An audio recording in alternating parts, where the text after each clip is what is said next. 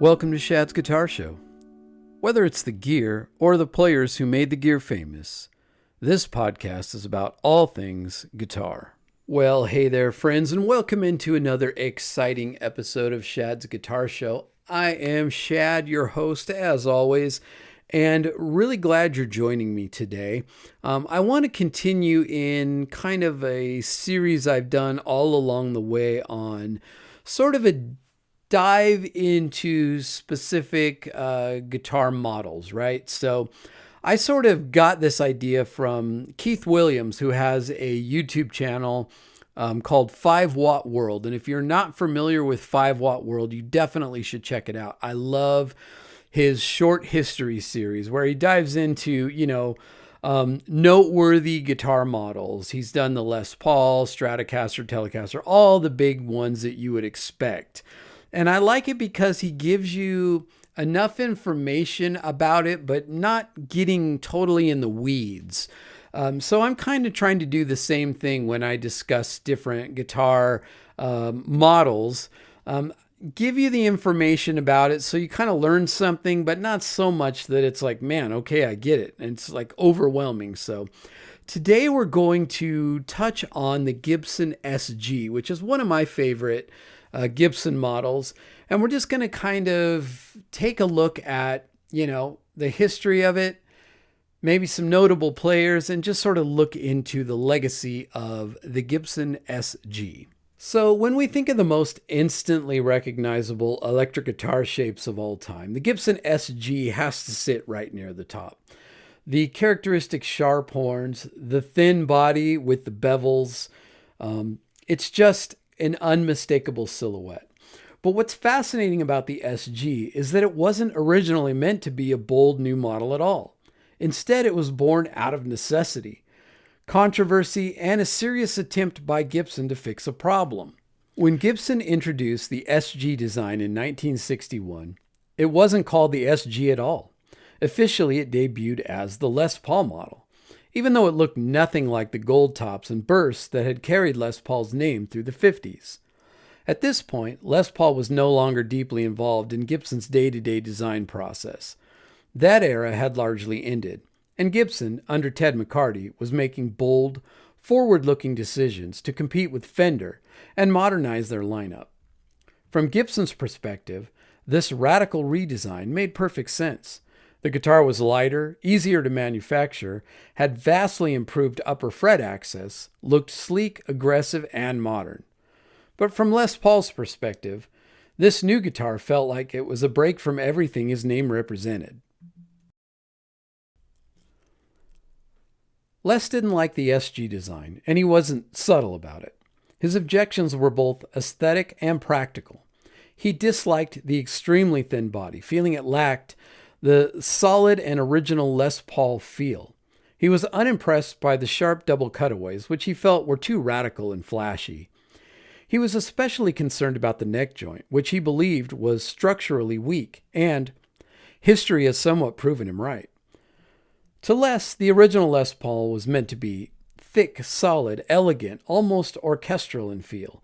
The new design felt more like a rock guitar, even before there really was rock guitar. On top of that, Les Paul was going through a very public divorce from Mary Ford, which complicated his endorsement relationship with Gibson. Between creative disagreements and contractual issues, he was no longer wanting his name to be associated with the model. And by 1963, Gibson officially removed Les Paul's name from the guitar. Of course, nothing about the instrument really changed. The body, neck, electronics, they all remained essentially the same, but the branding shifted. The guitar was renamed the SG, which is short for Solid Guitar. Not exactly the most catchy name, but it gets the point across. And ironically, this turned out to be one of the best branding decisions Gibson ever made. Freed from expectations tied to the traditional Les Paul identity, the SG was finally allowed to become its own thing. It was leaner, louder, more aggressive, more at home in the hands of emerging rock guitarists.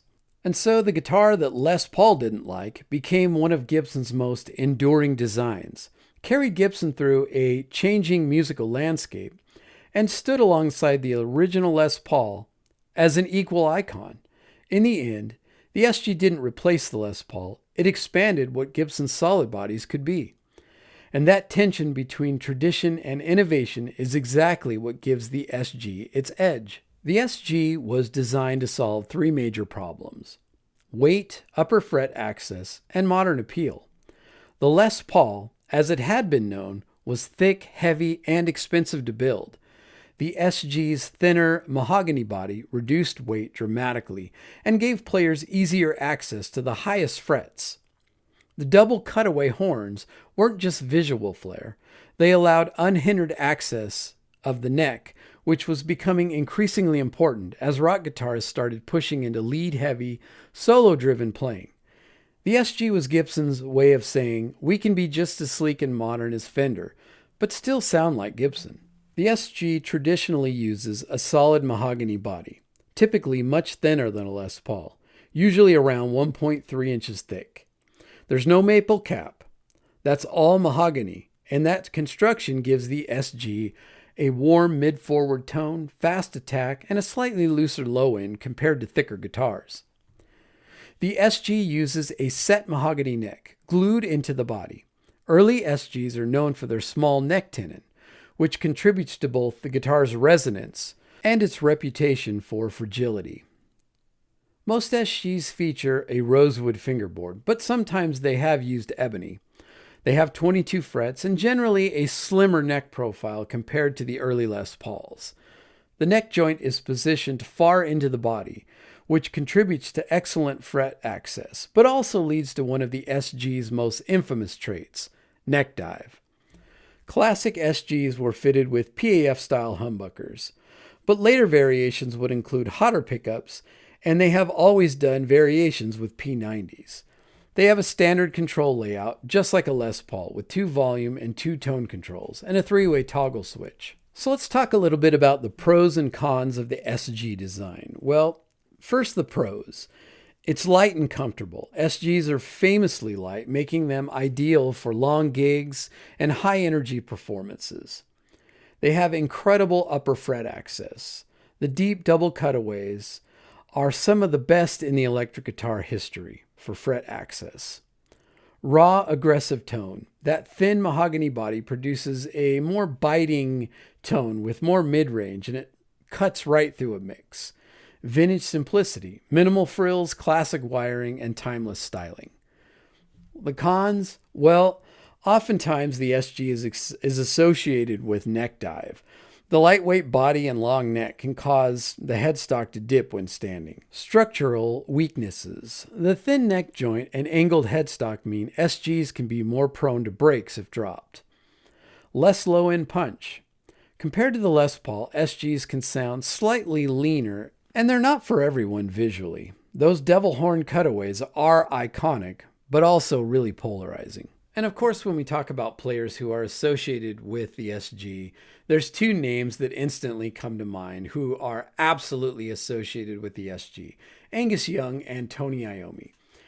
Maybe no one is more closely associated with the SG than these 2 players. Angus, with his schoolboy uniform, frenetic energy, and cranked Marshall stacks, made the SG synonymous with hard rock. And Tony Iommi, the dark, heavy riffs of Black Sabbath, were forged on SG equipped with high output pickups. The SG is foundational to heavy metal, largely because of Iommi.